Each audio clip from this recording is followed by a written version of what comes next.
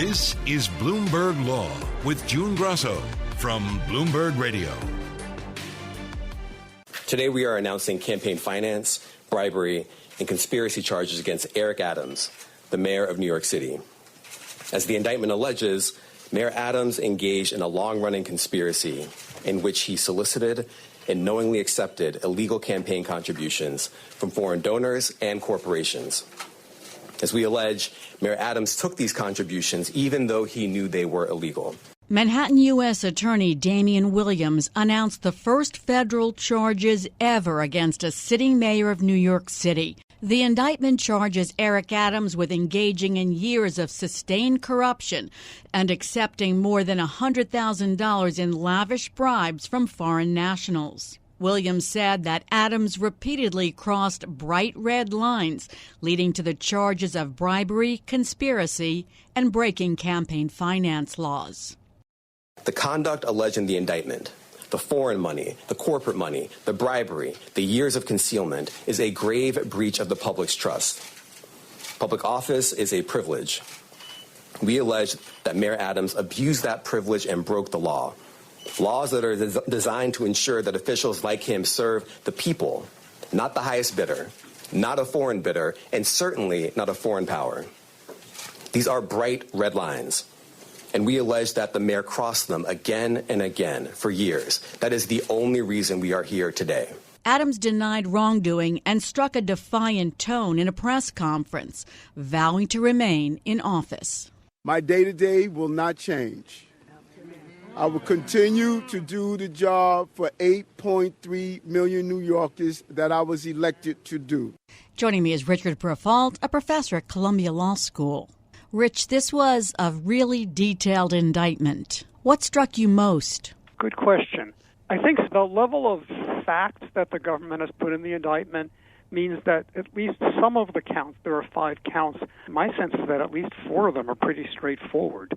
And if the government is able to prove in court the facts that they're alleging in the indictment, it would be very hard to defend against them. What are the 4 that seem straightforward? Okay, so there are the 2 that are about foreign campaign contributions, and that's one for the 2021 campaign and one for the 2025 campaign. That is flat out illegal. I mean, in fact, when you actually get to the counts, obviously there's a long factual backdrop, but those counts are like 2 paragraphs long. It's extremely short and to the point. And if they can show that he kind of intentionally, and with his team, his associates, worked with foreign donors, knowing they were foreign donors, to get them to contribute to his campaign, that's pretty close to open and shut if the facts prove out. And the other 2 that are pretty close, those 2 just are very powerful, is the federal funds bribery ones, which is the ones that basically charge him with kind of bilking the New York City matching funds program through various ways. Again, getting the foreign donations, but also other donations where they broke them down and that persuaded the donors to use straw donors so that larger donations were funneled through smaller donors so that they were matchable under the New York City Matching Funds program. That also is, again, if they can prove that, that does seem like a straightforward effort on the part of the mayor to defraud the city of New York. And, that's what the federal funds bribery thing is. Is he, in effect, using this for his own benefit? Since this is an indictment of the first indictment of a New York City mayor on federal charges, and you know that this has been cleared all the way to the top of the Justice Department. Are you pretty confident that they have the evidence to back up what they allege? No, I don't know enough, but certainly the indictment is very, very detailed. So they certainly have laid out a set of facts that if they can prove them, are pretty strong. They've laid out a lot of facts. There are no gold bars in this one like in Menendez, but they've laid out a lot of detail. So the U.S. attorney, a big focus of his press conference was that Adams accepted luxury travel, and they had a poster board showing pictures of the fancy hotels and things. Right, and showing the undisclosed travel benefits, which are also listed. It was almost a duplicate of what's in the indictment. Is that because it catches the public's eye, or is that a very important part of this? I'm sure the use of the photographs is designed to catch the public's eye, just like in the Menendez case when they were showing off the gold bars. Or pictures of the gold bars. Obviously, it's playing in the court of public opinion as well as in a court of law It's not clear that having pictures of fancy hotel rooms in Istanbul, that the pictures of the fancy hotel rooms are crucial. The fact that the rooms were renting for a certain rate a night that he wasn't paying, that's actually enough. And it might be surprising to many that this goes back nearly 10 years. I mean, they went to the time before he was mayor. Right. Well, I mean, his initial interactions with the Turkish representatives go back to the time he was borough president. Of course, he was beginning to organize his campaign to become mayor. So a lot of the fundraising, goes back 2 years before the election, but he knew he was running. And he was borough president, so he did have an official position and had some prestige that's connected to that, some official powers. The powers of the borough president are not great. But, the one official thing that he's accused of doing is actually kind of borderline because it's pressuring the fire department to accelerate the approval of the opening of the new Turkish building. He actually wasn't mayor yet, and he had no formal power over the fire department. On the other hand, he was just in the process of winning the election. And he was a city official, and the borough presidents have some role in city government. But I think in some sense the issues goes more to the fact that at that point he was on the verge of becoming mayor. So, at that point he didn't have any formal leverage over the fire department, but he would soon. Williams also spoke about how Adams failed to disclose this free and discounted travel. Where does that fit in? That's a good question because I think a lot of what he's describing, of course, are violations of New York City conflicts of interest law, which is not a violation of federal law. I mean, the failure to disclose all these things violated city law. They're giving that as all background, but they're not charging him per se for not disclosing because that's not a federal violation. I think it goes to the idea that he was hiding it, that he knew that he was getting these benefits and that there was something improper about the benefits that he was getting and that he was getting them in order to subsequently influence his official action. So to me, it's more a sense of maybe guilty conscience, but that he was covering his tracks because even receiving benefits from these Turkish interests don't necessarily violate federal law. They might have violated New York City conflicts law. But it was ultimately the connection between getting the benefits and then using them, either for his own personal benefit or to get people to support his campaign. That's where I think the connection comes in. There's not a federal crime to violate New York City conflicts laws, but I think they were using it to show that this is part of a broader scheme to get money from these Turkish interests, either to support his campaign and or in exchange for him ultimately doing them favors, official favors. There's also allegations that he created a fake paper trail to suggest that he had paid for this. It's the cover-up. Underscores the idea that it wasn't just sloppy, it wasn't just unintentional, that this was all part of a conscious plan. The businesses circumventing the city's ban on corporate contributions, how does that fit into a federal? Again, it's, I think, part of this idea that he was using the wires, because this is all technically wire fraud, to defraud New York City. Because, again, he was taking those corporate contributions, turning them into individual contributions, and matching them. So, in effect, this was, again, part of a scheme to use the wires to defraud New York City, and New York City receives federal funds. That's why it's federal program bribery, 18 U.S. Code 666. I mean, the foreign donations are clearly illegal under federal law. The domestic corporate ones, no. But what they're saying is that he was engaged in a scheme to defraud New York City.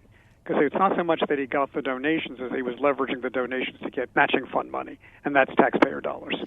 They mention a lot of texts. Most of the texts, though, that are long and outlined are with a businessman, a Turkish official, a staffer, not Adams himself. There are a few references to Adams, but it's mostly other people. And they're going to have to show that he was part of this, that his staff was doing it on his behalf, and that he knew what they were doing. So the indictment doesn't name names, but there's an unnamed Adams staffer, an airline manager, and several businessmen. Do you think they're already cooperating with prosecutors? I can't speak to that. I mean, they've obviously interviewed them and gotten this information from them. Whether they have arrangements with them or not, I don't know. But they wouldn't be going forward, I think, unless they felt they had the evidence they could bring into court. Do you see any defenses? I didn't know. Well, one of the I didn't know. I mean, it's somewhere along the lines where you were just hinting, which is these are my staff. I didn't know what they were doing. It's hard to say. I didn't know this was illegal. I mean, it could be I didn't know this was happening. And certainly, I think it's probably the strongest defenses, if there are any, would be in some sense that taking all of these Turkish benefits, really, didn't violate any federal law. The government isn't going to have to link up all the benefits he got to the fact that he took them knowing they were intending to influence him in official actions. That's the bribery standard, that he knew that he was being influenced, that he took them knowing they were intended to influence his official actions. That may be, frankly, that may be a challenge for the last count.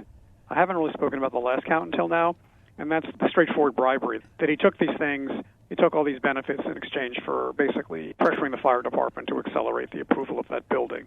The challenge there is that he was taking benefits for years and years before. So I think the government is going to have to kind of link up all of the free travel and the free hotel rooms that he got and connect that to the fact that he then did this favor for the Turkish government.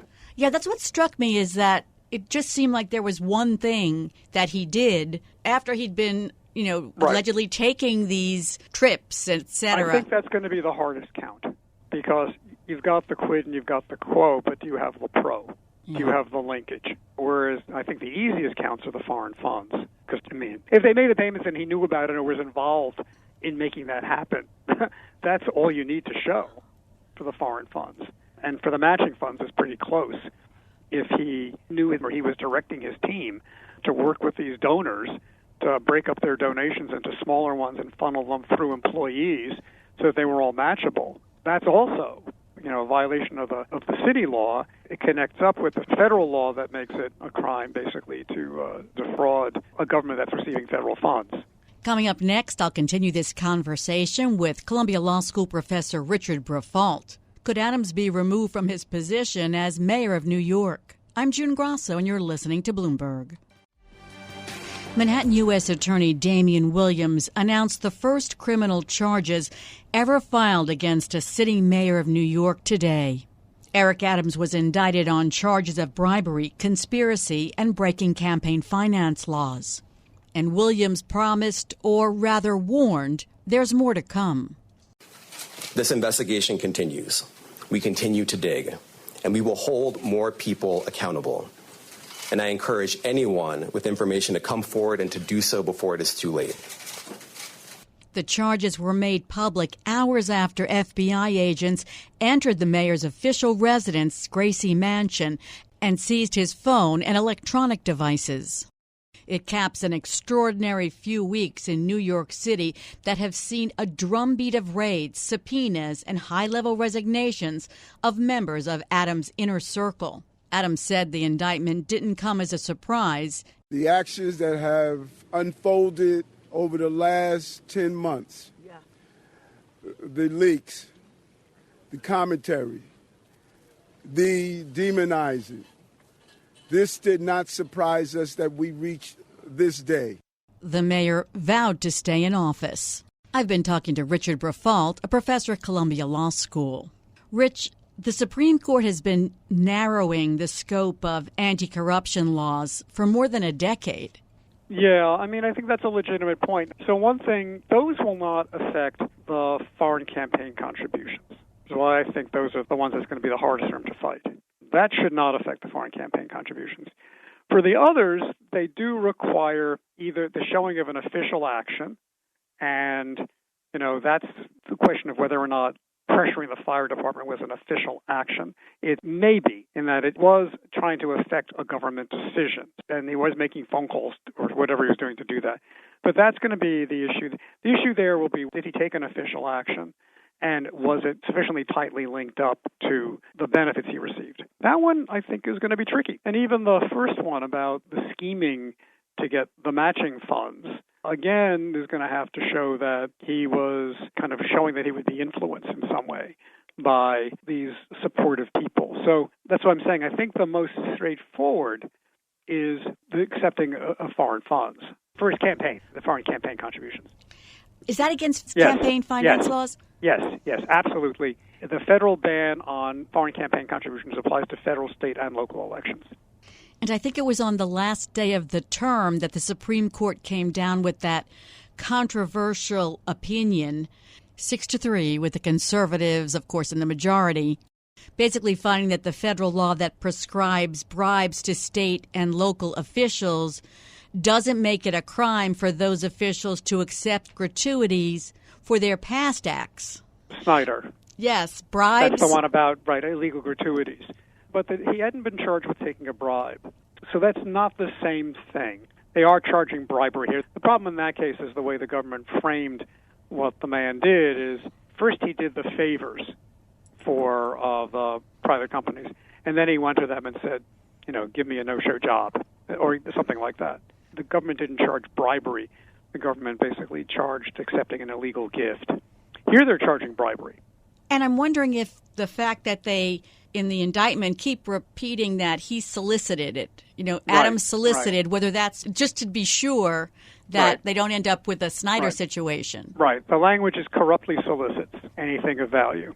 You never know what the Supreme Court would do. He could get convicted below, and the Supreme Court could say, wait a second. Yeah, the Supreme Court has rejected many, many corruption convictions. Is there a reason why? It's hard to say. I mean, one argument is the Supreme Court. These are all involved state and local officials, and maybe the Supreme Court is a little nervous about federalizing the state and local misconduct. Maybe they think it should be better handled by local DAs. I don't know. And sometimes there's sort of a First Amendment element, but which I think is pretty thin, about, people are trying to influence government all the time. We don't want to make it a crime to try and to be a lobbyist, for example.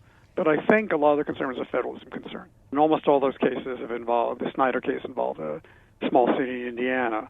I mean, McDonald, he's a governor. Kelly was Port Authority. The Buffalo Billion, these were state officials. One of the early cases did involve a Secretary of Agriculture. So it's not like they're always going to support the federal indictments of federal officials, but most of the cases have involved state and local officials. Now, he vows he's going to continue in his role as mayor. Right. Explain how he could be removed. Okay. Well, so obviously the mere fact of indictment doesn't mean anything in terms of his eligibility to hold office.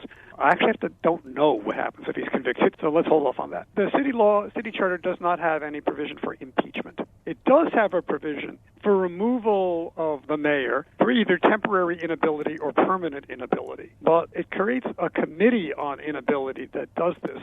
That committee is supposed to have 5 members. Well, actually, right now it only has 4 because there's a vacancy in one of the positions, the Corporation Council. And it would require the votes of 4 out of the 5, or now it would require 4 out of the 4. One of them is the deputy mayor, who is, of course, an appointee of the mayor. At the moment, I'm skeptical that the deputy mayor, who is his appointee, and I think the deputy mayor is Sheena Wright, who is also connected with some of these other scandals, would actually be part of a group that would vote to declare him unable to continue in office. There's no impeachment. There is this procedure to have the mayor declared unable, either temporarily or permanently. But the first step in the process requires the action by this committee. And the way the committee is set up, it would currently require the agreement of the deputy mayor. I've been reading that the governor could remove him. The governor can remove him. The governor has authority under state law to remove the mayor. And I think FDR, when he was governor, came very close to removing Mayor Walker, who resigned while he was subject to the procedure for removal. The state law says very little about the grounds for removal. It gives a little bit more on the process, the little bit of due process that the governor would have to afford the mayor in terms of being able, the charges against him and being able to present a defense. But yes, state law most definitely, very vaguely, but definitely does authorize the governor to remove the mayor. Who would be the next mayor? Is it the public advocate? I think then it would go back to the New York City Charter for filling vacancies. So then it would become, again, the public advocate. Is there any case in history that compares with this? Or they say that no New York City mayor has been indicted on federal charges. I don't know if there is any mayor that's been indicted on state. I don't know that they were ever indicted. And my sense is, of course, thinking about Greater New York only goes back to 1898. So I'm not quite sure in the Tammany era whether anybody was ever indicted. But there were some scandals involving mayors. I mean, obviously I mentioned Mayor Walker, and then there was also Mayor O'Dwyer, who resigned from office. And I'm not quite sure to what extent it grew out of a kind of a police corruption scandal around 1950. And I think there were hints of some corruption, but he was never charged with anything. I think even in the Tammany era, a lot of the corruption was all around the mayors, but I'm not sure of any of the mayors. Williams said there's more to come. I mean, federal investigators have been pursuing several corruption investigations involving Adams, his senior aides, and some of their relatives. And in the last 2 weeks alone, the police commissioner and the school's chancellor have resigned. Neither has been charged with a crime or even publicly accused of wrongdoing. Right. And, based on the news so far only, it's not clear how those relate, if at all, to these. The police commissioner who resigned, it sounds like he was caught up in some misconduct involving his brother, some kind of corruption. So I don't know that relates to this. I have no idea what was going on with the school's chancellor. But the Banks brothers, I think, based on the media accounts, the issues, I think, more involve the one of the Banks brothers who wasn't in government. But I don't know about the ties of the ones who were in government. With the mayor under indictment and all these investigations and city officials resigning, how is he going to run a challenging city like New York? I mean, the challenge is really there's the time distraction. And he's going to have to spend time on his legal defense. And I think also, how effective can he be in kind of dealing with people, and either making promises about things he can do or making threats against people who don't go along with him when he wants to adopt certain policies or propose certain laws. And, I just think he's likely to be less effective. I mean, it's true that much of the day-to-day of New York City will keep going. There are many commissioners who have jobs to do, and they'll be doing their jobs. And obviously the vast majority of New York City public employees are going to continue to do whatever they do. But I do think, whether it's for new initiatives or even, at some point they've got to make a budget for the next year. We have a budget for this year, but at some point there'll be a budget for next year. At some point it's going to interfere with the ability to move the city forward. It's really a terrible day for the city of New York, no matter which way you look at it. And Adams will be in court tomorrow to be arraigned on corruption charges. Thanks so much, Rich, for your insights. That's Columbia Law Professor Richard Briffault. Coming up next on the Bloomberg Law Show, the Biden administration is turning its antitrust attention to the financial services industry, suing Visa. I'm June Grasso, and you're listening to Bloomberg. The Biden administration is turning its attention to the financial services industry with its latest antitrust suit. The Justice Department sued Visa on Tuesday, alleging the global payments giant illegally monopolized the debit card market. Antitrust enforcers allege that Visa, which handles more than 60% of the more than $4 trillion in U.S. debit transactions each year, entered into a series of agreements penalizing merchants who sought to use alternatives and paid potential rivals to stay out of the market. Joining me is Ronald Mann, a professor at Columbia Law School. Explain the charges against Visa. It's about the debit card market. Tell us about the allegations by the government. So the way that the debit card market works is individual consumers obtain debit cards from the banks which have accounts, and then they can use these debit cards to make purchases at merchants that take Visa cards, which in the United States is, as a practical matter, substantially all retail locations and many online locations. When a merchant accepts a Visa card for a payment, there's a fee that they pay to Visa for the service of facilitating the payment. And so if the merchant sells something for $100, they don't get to keep $100. They get less than $100. They take a fee that comes out of the amount that the consumer sends to their bank account through the Visa network. The merchants for decades have not liked the fees. They wish the fees were lower. Visa thinks the fees are the proper amount. The merchants have been unhappy. Often consumers are unhappy. There have been class action litigation because consumers believe that prices would be lower if the fees were lower. At this point, what's happened is the Justice Department has entered into litigation by filing a lawsuit against Visa, and the Justice Department claims that Visa has acted improperly, violating the antitrust laws by taking steps that make it difficult for people to compete with them. And so the things that they challenge are things like provisions in contracts with merchants that make it difficult for competitors to get in, provisions with other people in the industry like Apple that might make it difficult for other people to get in. But it's an antitrust lawsuit brought by the Department of Justice suing Visa under the antitrust laws. And the merchants are very happy about this, of course. The Attorney General Merrick Garland said that this conduct affects the price of not one thing, but the price of everything. Do they say how much money is involved here, like how much extra consumers are paying? Well, I think reasonable minds can differ on the extent to which consumers are paying extra, because that depends on the extent to which the prices are elevated by the paying of the fee. And it's hard to know what the counterfactual is. So from Visa's perspective, the only reason merchants are agreeing to take Visa and pay this fee is because the costs of competing payment systems are much higher than the fee they're charging. So if merchants instead took cash, it'd be much more expensive for merchants to accept cash than it would be to accept debit cards. The cost of keeping the cash safe and transporting it to the bank. To say nothing of the fact that many people, like me, don't really carry cash, and so I can't really buy things at stores that only take cash. If they took personal checks, the cost of processing personal checks dwarf the amount of interchange fee. So it's hard to know what the counterfactual is. I think economists on both sides could assert that the prices are higher because of the level of these fees, but economists would also say that some economists say they're not, and I tend to be skeptical that these fees are raising prices because they're lower than the cost of competing payment systems by a lot. How important is it to the Justice Department's case that consumers are being hurt by higher prices? I mean, if no one's being hurt by this, someone might say, what's the harm? The merchants, feeling sorry for the consumers as they do, believe that the prices are higher and that the consumers are being hurt. I'm just saying, as a matter of economics, it's not easy to tell that they're being hurt or what the amount is. What I'll say in this case is the government isn't suing saying, because the price is too high, you need to lower the price.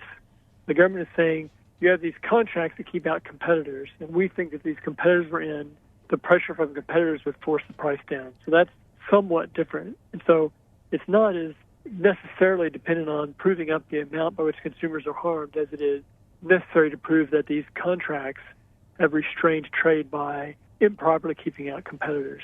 According to the complaint, Visa viewed Apple Pay as an existential threat. And there was also PayPal and Block. Can you explain what happened with these other companies that Visa saw as a threat? Well, PayPal's an easy example to see. You can imagine a world in which PayPal would have developed as a system where people used it without putting credit or debit cards into it, and they kept money loaded at PayPal, and so they could actually process payment transactions without using a credit card or a debit card.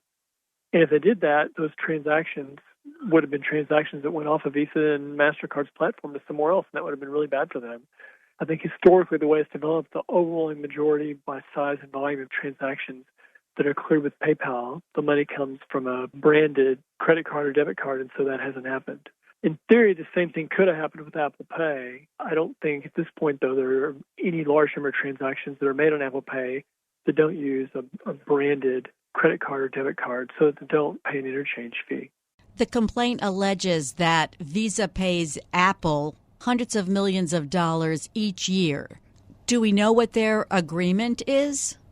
I actually don't know anything about the arrangement with Apple that's discussed there. And the complaint lays it out as if Visa has agreed that it will pay Apple money so that Apple won't compete with it. I think it's highly unlikely there's a contract between Visa and Apple that says, we're paying you this money so you won't compete with us. I think Visa thinks it's paying the money for a different reason, would be my guess. The lawsuit is asking the court to order Visa to stop these anti-competitive practices, but it's not asking that Visa be broken up. It is not. It's not obvious from the outside how you could break Visa up in a relevant way. I mean, you could say they can do credit cards and not debit cards, but I mean, the problem is they're an association of banks, essentially, that issues payment cards, and the functional difference this decade between debit cards and credit cards is pretty thin. It's just not obvious to me what you would make them sell off to break up the company. But in any event, I think that's not the motive of the litigation. The motive of the litigation, I think, is actually pretty smart. Because I think if they were saying, your practices have raised prices, we want you to lower interchange rates by 50%, I think that would be a case that Visa just couldn't settle. It would be impossible for Visa to settle, and the case would have to go to trial, and just because there just couldn't be any flexibility about that. A case that says, we want you to change these provisions of your contract, so I can imagine them getting some relief that Visa could agree to voluntarily, and Visa might change some of the contracts rather than have a trial. I mean that's a lawsuit that could go somewhere, I think, successfully as compared to one just trying to lower the price. So Visa's general counsel, Julie Rottenberg, said the lawsuit ignores the reality that Visa is just one of many competitors in a debit space that is growing with entrants who are thriving. Is it the debit space growing? It seems to be, but I haven't looked at the data the last year or so, but the share of payment transactions that use debit cards as opposed to other payment devices is much higher now than it was 20 years ago, in part because people that are younger are more likely to pay with debit cards and people that are older are more likely to pay with credit cards. So the debit card share is growing. Now, I think from Visa's perspective, the competition is between Visa, MasterCard, Discover, and offshore issuers like UnionPay and JCB, and there's probably some other ones that I'm not directly familiar with. From the Justice Department's perspective, the competition is between Visa, because they're the largest debit card person, and these, what you might call fintech companies that aren't really card networks, that are providing some kind of services trying to get around the card network, like Square and Plaid and these kinds of things. It's just a different perspective on what the relevant competition is. I mean, Visa clearly has competitors that they are, in a neck-throttling battle with, MasterCard and Discover. I mean, and you might say they're winning, but I mean, those are large payment networks in the United States competing against each other robustly. That's not what this lawsuit's about, though. The Justice Department's Antitrust Division has been bringing case after case after case, and it's also been targeting middlemen that take a cut of transaction fees, like the Live Nation suit and part of the case against Apple. Is this a new road for the Justice Department? I would say that the Antitrust Division is not much more active under this administration than it was under the last administration. I mean, there's a different assistant attorney general than there used to be, and I think that they're more active. I think they have a focus on that. I think in part it's a matter of just kind of updating the kinds of people that you sue. If you're looking at the modern economy, that's what a lot of the biggest people do, is they facilitate transactions by getting in the middle of transactions and making it cheaper for one person to get together with another person, and they charge fees for that. It's very difficult to know exactly how the antitrust laws should apply to those kinds of relationships. I mean, when I went to law school, those kinds of companies didn't really exist, and there aren't any Supreme Court cases that really actually tell you exactly how to think about it. So I think there's some law to be made on exactly what to think about those companies, and they're a big part of the economy. They decided they're going to try and make some of it. And some of it they would like to make is going to make it harder for those companies to have a free hand at designing the way their platforms work. Last month, a federal judge found that Google violated antitrust laws. Do any of the findings in that case apply to this case? It's not obvious to me that it does. I think the relevance of that case, really, it's more performative. It's the Justice Department showed that they have the stamina to take one of these big companies to trial and do such a good job at trial that they win. I mean, Google has highly paid, highly experienced, highly skilled counsel, and they didn't win. And the Justice Department weighted them out and won that case. And I think that's sort of a warning to Visa, because Visa can't just assume we'll take this to trial and the government will lose patience or the government's lawyers won't be very good. The people who work in the Antitrust Division who do these cases are highly skilled and know what they're doing, as evidenced by winning the Google case. I mean, I think that's the significance of that case really, is that this is not 20 years ago when the Justice Department could just get more easily out-lawyered by skilled private antitrust lawyers. Between the Justice Department and the FTC, there are so many antitrust cases. Thanks so much for being on the show. That's Professor Ronald Mann of Columbia Law School. And that's it for this edition of the Bloomberg Law Podcast. Remember, you can always get the latest legal news by subscribing and listening to the show on Apple Podcasts, Spotify, and at Bloomberg.com/podcast/law. I'm June Grasso, and this is Bloomberg.